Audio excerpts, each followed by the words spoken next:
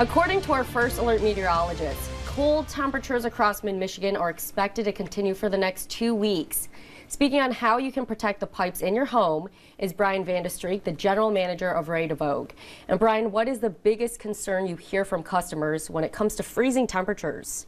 Well, I think the first thing is my furnace going to work, and are my pipes going to freeze? So that's normally the biggest concern that we have from customers. All right, those two things right there are the biggest concerns. What are your biggest concerns at Ready to Vogue when it comes to appliances or pipes, anything frozen when the temperatures dip down? You know, I think for us, it's just making sure that we've been out there to do regular maintenance, and for people to know that they can call us if they do have an issue with any of their appliances or their equipment.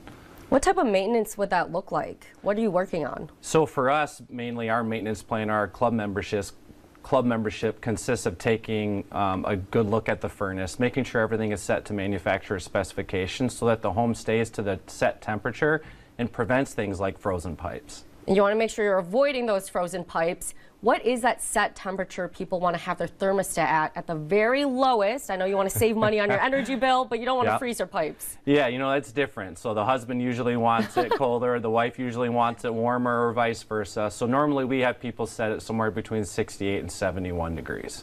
Are there other things around the home that they can do, and can you explain those steps that they can take? So I think on the, the freezing pipe standpoint, if you have had a prior pipe that was frozen, we want you to open up that faucet line to have a steady drip of water. It's usually going to occur on an outside wall on a super cold day. And if you have experienced a frozen pipe, open that lower cabinet, put a fan on it so that you get that warm air circulating towards that frozen pipe. That's interesting. I feel like people, when you think of a fan, you think of colder air blowing at it, but in this case, it's helping out those pipes. Can you mention how long you want that water dripping down and how long you want that cabinet opened up for? Well, usually you're going to want it to drip steadily through with that major weather event, and that could be a day or two, and you just want it to be about the thickness of a pencil. Ideally, you get us out there and our plumbers could take a look at it for you and fix the actual problem. But other things to note would be disconnect any hose from an outside spigot. Make sure that there's somewhere for the water to go as well. All right, that's a good piece of advice right there. And you said to keep it like that and for however long those cold temperatures are.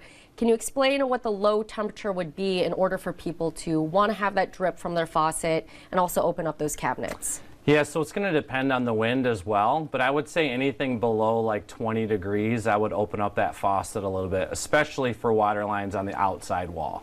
I like how you mentioned that, and this is a perfect time to bring you in, Brian, because those temperatures will be dipping down. You'll hear more on about that from our First Alert Meteorologists. Brian, thank you so much for joining us on Mid-Michigan Matters. Thanks for having me. And because of the cold weather,